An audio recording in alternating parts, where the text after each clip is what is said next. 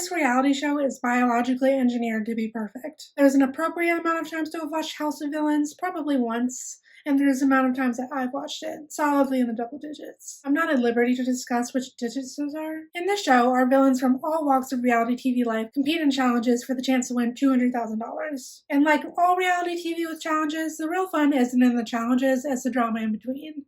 And boy do these people bring drama. Every single contestant is someone that you would cross the street to avoid in real life, but you can't stop watching on TV. So naturally, let's meet the contestants. First and least excitingly for a girl like me is Johnny Fairplay. He was on Survivor, a show that I have not watched, and he will not make me. He became a villain for claiming that his grandma died for sympathy points to not be voted off the island or whatever. A fair play. You gotta do what you gotta do. But generally, I hate to say it, I hope I don't sound ridiculous, but I don't know who this man is. He could be walking down the street, I wouldn't know a thing. Sorry to this man. I think the show severely misjudged who to come in first because the next person is the greatest villain, icon, queen of reality TV to ever exist. A villain so iconic she's had more airtime on reality TV than a Kardashian. Well, Rob at the very least. Tiffany Pollard, aka New York. From Flavor of Love, I Love New York Goes to Hollywood, she's been on it all. New York has had many iconic moments. Good morning, good morning. Good morning.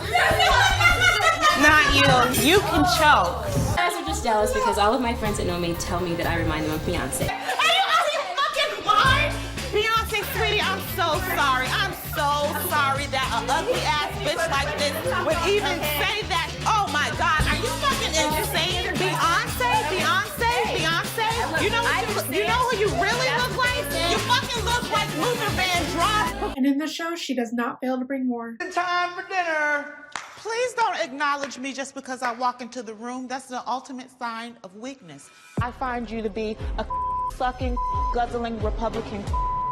Oh, yo! And I sleep better at night knowing that you're not in the White House. A fun gag of the show is that they have New York show up in every season, including the upcoming third season. It's the best move they could possibly make because I would watch a live stream of this woman sleeping if I could. She's everything to me. Next up, we have another Johnny that I didn't know, Johnny Bananas. His government name. He has been on 21 seasons of MTV's A Challenge, a show that I did not know existed. I feel like if a show's been on that long, I must have at least heard of it once. So I'm forced to believe that this is a fake show from an alternate reality. Also, 21 seasons, man? Give it a rest. Go home. See your family. Johnny Bananas is known as a villain because apparently on this made-up show, they do a thing where you either vote to split the prize or take it all for yourself. And he voted to have it all. If they didn't want people to do that, why make it an option? That's what I would do if I wasn't a total pussy. And we all would, really. People hate in others what they hate in themselves. And despite not knowing this man, I love him instantly. The man has charisma. This charisma makes our next contestant fall in love, fittingly, as she was a contestant on The Bachelor. She is Corinne, the only 24-year-old to ever have a nanny. She was on Nick Viall's season of The Bachelor, and as the man has a thing for child brides, he was into it. She's mostly a villain for being annoying, but annoying in a cute, fun way. She liked taking naps and eating mac and cheese, which is apparently a cardinal sin in Bachelor Nation. What, we're not allowed to have fun anymore? The next contestant is from another Mandela effect of a TV show, Bobby Lights of Love and Hip Hop Miami. He walks in with purple hair, an all-leather outfit, and Charlie XCX shades, which gives you a very clear picture of the type of person he is. Despite not knowing him, he is, dare I say, my close second favorite contestant. And when number one is New York, that's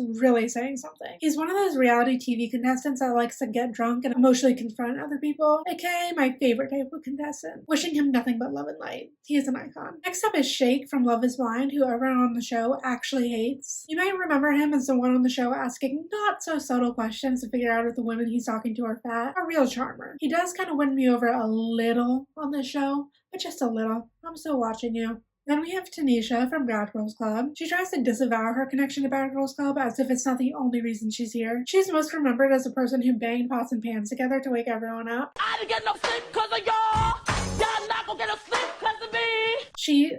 I want to spoil it, but I feel guilty for everyone who hasn't seen this masterpiece yet, so fast forward like 10 to 20 seconds. But she wins the season for being the nicest, and I can't get over it. It's House of Villains! But then again, I absolutely hated the person who won the second season, so I guess you can't win with me. Next up is Jax from Vanderpump Rules, who is most known to me as the guy who called himself the #1 guy in his friend group. Are we all ranking ourselves amongst our friend groups? Well, I don't have a friend group, but if I did, I had better be the #1 girl. What are friends if not people to look down on and think you're better than? The next villain is Anfisa from 90 Day Fiancé. All she wants in life is a red makeup bag. Hey.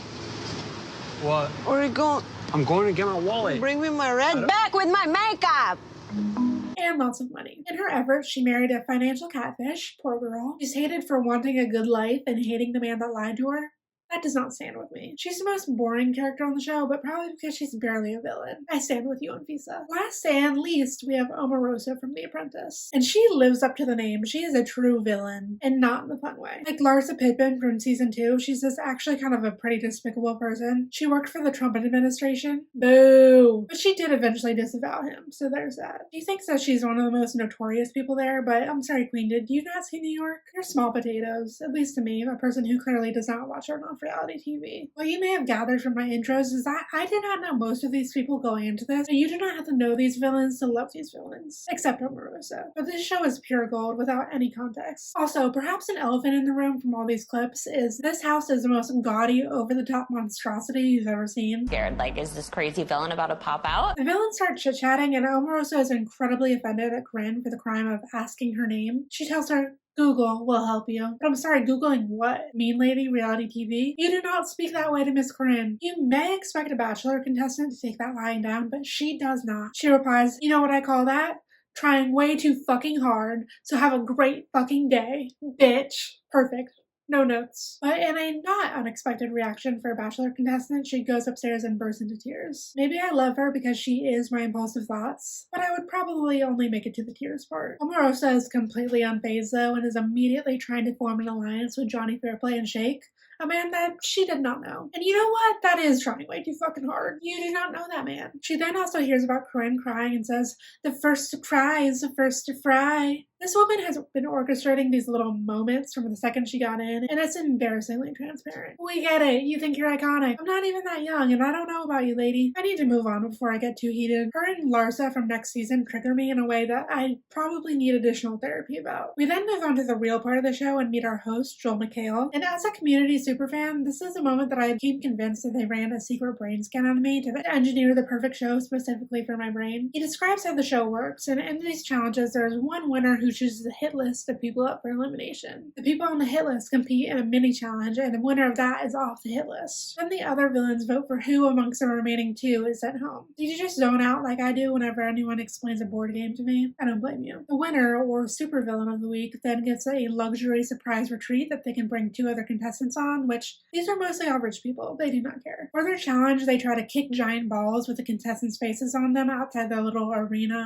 obstacle course thing. I am the opposite of a competitive athlete, so if I'm describing this wrong, it's because it's boring and I don't care. The only things of note that happen in this part of the episode is that they make a bunch of jokes about balls, Bobby is wearing alien sunglasses at night, and Omarosa wins. Boo! We then go back to the house, and then Jack starts talking about how he's been unfaithful to every girlfriend he's ever had, including his now wife, but meeting the right girl changed that. I fear he's too stupid to understand that. Do I even need to explain it? Clearly it didn't change anything since he still cheated on her, but what else do we expect from the number 1 guy? Jax also has a major snore, and seeing that he's sharing a room with Omarosa, this paints a real target on his back. And I don't blame her. I like to think that I would have put up one of the big strategic players like Johnny Bananas up first, but I probably would have put up who was annoying me most in that moment. Omarosa then abuses her power as supervillain to berate the other contestants besides Bobby as being boring and makes them all suck up to her. I think she forgets that she's not always going to be safe and people will remember this, but Omarosa, from what I've seen, is not nearly as smart as she thinks she is. With peace and love, of course. Corinne starts to get nervous about being sent home, and with good reason. I mean, Omarosa has decided that she hates her ass, and New York comforts her that if Corinne goes home, she'll go home with her in roommate solidarity. And stop lying. No, you won't. Omarosa takes Tanisha and Bobby with her to the spa while the other villains hang out by the pool. Johnny Bananas has an acoustic guitar with him, and as we get to know him through the series, of course he's a guitar guy. I would expect nothing less from him. Then it's time for the hit list nominations. They also do nominations in this hidden bookcase dungeon room because the show is just fun. Omarosa puts up Corinne for elimination, obviously, and then she puts up Shake, you know, the guy she planned on making an alliance with. And then lastly, she puts up Jax for the aforementioned snoring. This is the only thing I'm on her side about. And that is it for the pilot.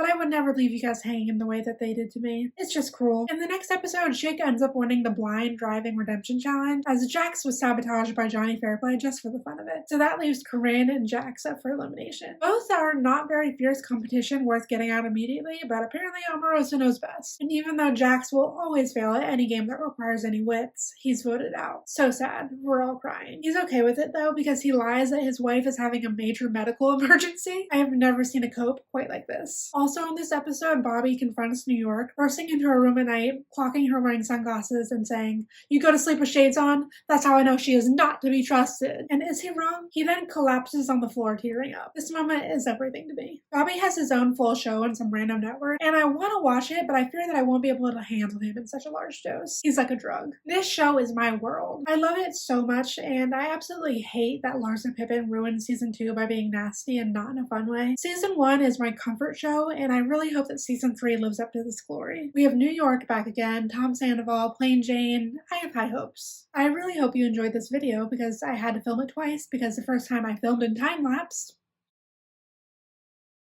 And I also hope that you checked out the show. I have the whole first season purchased on YouTube because I'm insane. Please like and subscribe and let me know your favorite villain, and I hope to see you next time. Bye!